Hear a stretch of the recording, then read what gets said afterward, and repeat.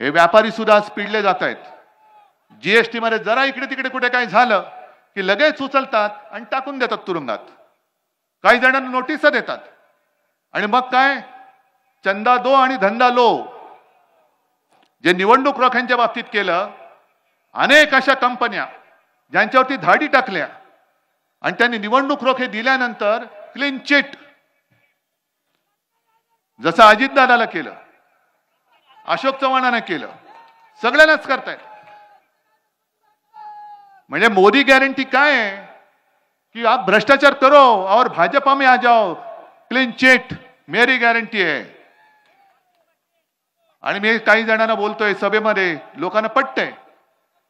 म्हणजे यांचे जे काही चेले चपाटे आहेत हे पूर्वी किंवा आता सुद्धा आपल्याकडे गल्लीबोळामध्ये घंटा गाडी येते ना कचरा क्लीन करायला, येते की नाही? कचरा गाडी येते ना कचरा करायला, गोळा करायला, तशी भाजपची गाडी फिरते. कोण भ्रष्टाचारी आहेत घ्या इकडे घ्या. मग सगळे एकत्र करून घेऊन जातात. मग त्यांना विचारतात हा क्या है बोलो, इसका कितना घोटाला है? इसका 5 करोड़ का है. चल लात मारून हाकलून दे, 5 कोटीचा काय घोटाळा है? इसका कितना है? इसका भाई 50 कोटी का है, जरा थोड़ा बाजू में रखो. इसका कितना है? 100 कोटी, थोड़ा इधर लो. इसका कितना है? 70,000. अरे इसको तो उपमुख्यमंत्री बनाओ. म्हणजे तुम्ही भ्रष्टाचार मुक्त भारत करायला निघाला होतात. मोदीजी तुम्ही भ्रष्टाचार मुक्त सगळे विरोधी पक्ष करून टाकले. काय पाळी आले तुमच्यावरती? जी शिवसेना तुम्हाला संकट काळामध्ये हातात तेजस्वी भगवा घेऊन तुमच्या बरोबरीने उभी राहिली होती, त्या शिवसेनेला संपवण्यासाठी तुम्हाला एवढी सगळी यातायात करावी लागते आणि ते कमी पडतंय. म्हणून भ्रष्टाचारांची फौज घेऊन तुम्ही आमच्या अंगावरती येताय. ठीक आहे, या जरूर या. पण आम्ही जे शिवाजी महाराजांकडून शिकलोय की समोरून कोणी प्रेमाने आलिंगन दिलं तर आम्ही प्रेमाने आलिंगन देऊ, पण जर पाठीत कोणी वार केला तर आम्ही वाघ नख काढल्याशिवाय राहत नाही. आणि ती माझ्या महाराष्ट्राची वाघ नख आज माझ्या बाहेर काढलेली आहे. तुम्ही महाराष्ट्राच्या पाठीमध्ये वार केलेले आहात. सगळं देऊन सुद्धा तुम्ही माझ्या उद्धव ठाकरेच्या नाही, शिवसेनेच्या नाही, तर महाराष्ट्राच्या पाठीत वार केल्या. तुम्ही महाराष्ट्राची अस्मिता जपणारी शिवसेना फोडण्याचं पाप केलेलं आहात. ज्या वेळेला अटल बिहारी वाजपेयी तुम्हाला केराच्या टोपलीत टाकायला निघाले होते, तेव्हा जर का हिंदू हृदय सम्राट तुमच्या पाठी उभे राहिले नसते तर मोदीजी तुमचं नाव हिंदुस्थानच्या राजकीय क्षितिजावरती दिसलं नसतं, ते केव्हाच पुसलं गेलं असतं. त्या बाळासाहेबांच्या आशीर्वादाच्या पाठीत तुम्ही वार केलेला आहात. काय म्हणत असतील आज अटलजी, काय म्हणत असतील? आणि 75 वर्षाची निवृत्ती ही फक्त काय अडवाणी, मुरली मनोहर जोशी आणि तुम्हाला नको ती माणसं त्यांच्यासाठी? कारण अमित शहा म्हणाले की मोदींचं वय बोलायचंच नाही. हा कोणता न्याय? त्याच्यामुळे आज पहिल्यांदा मोदींनी सांगितलं पाहिजे की 75 वर्षानंतर ते राहणार आहेत की नाहीत राजकारणामध्ये.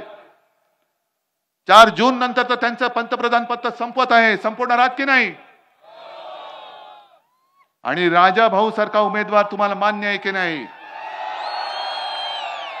मगाशी बडगुजर म्हणाले समोरच्याची काहीतरी व्हिडिओ क्लिप फिरते, पाहिले का तुम्ही?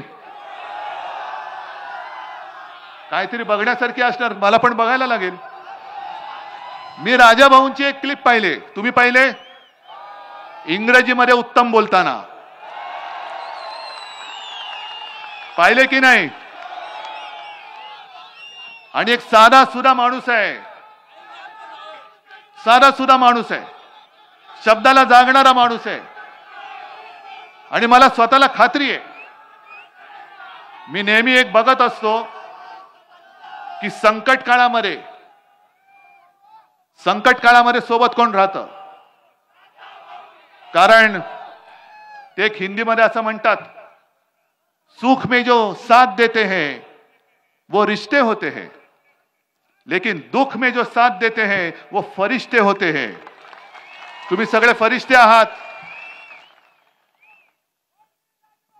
आणि राजाभाऊंचा विजय, मला नुसता राजाभाऊ वाजे विजय असं नकोय, प्रचंड झाला पाहिजे. गद्दाराचं डिपॉझिट जप्त करून झाला पाहिजे. कारण मी या सगळ्या गद्दारीचा सूड उगवण्यासाठी उभा आहे.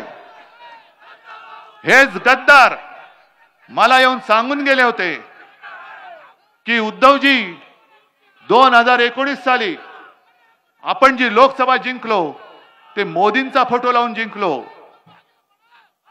मग त्या गद्दारांना मला विचारायचे की जर 2019 ची निवडणूक आम्ही मोदींचा फोटो लावून जिंकलो होतो तर आज मोदींना माझ्या वडिलांना चोरून त्यांचा फोटो लावून का मतं मागावी लागतायत.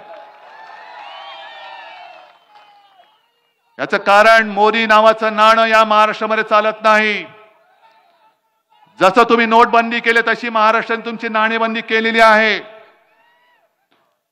फक्त एक लक्षात घ्या, कारण वर्षानुवर्ष एक निशाणी आपल्या डोक्यात बसली होती आणि बरोबर त्यांनी डाव टाकला. हे भेकड आहेत, भाकड आहेत, चोर आहेत, बोगस आहेत. याचं कारण यांच्याकडे कोणी आपल्यासाठी लढणाऱ्या मैदानात उतरवला कोणी मर्दच नाहीये. गद्दारानं उतरवलंय आपल्या समोर आणि तुमचा गोंधळ होण्यासाठी आपलीच निशाणी चोरून त्यांना दिलेली आहे. पण आता आपली निशाणी काय? घरोघरी घेऊन गेलायत. पण मतदान करताना एक लक्षात घ्या, नुसता आवाज आला म्हणजे निघायचं नाही. मशाली समोरचं बोट दाबल्यानंतर मशाली समोरचा दिवा लागतोय की नाही बघायचा. तो दिवा लागल्यानंतर निघायचं नाही. त्या व्हीव्हीपॅट मशीन मध्ये ती स्लिप आली की नाही, त्याच्यावर मशाल दिसते की नाही बघायचं.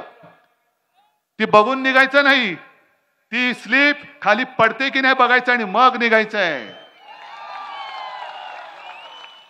मग आपलं ठरलंय हातामध्ये काय आणि विजय होणार विशाल. जय हिंद, जय महाराष्ट्र.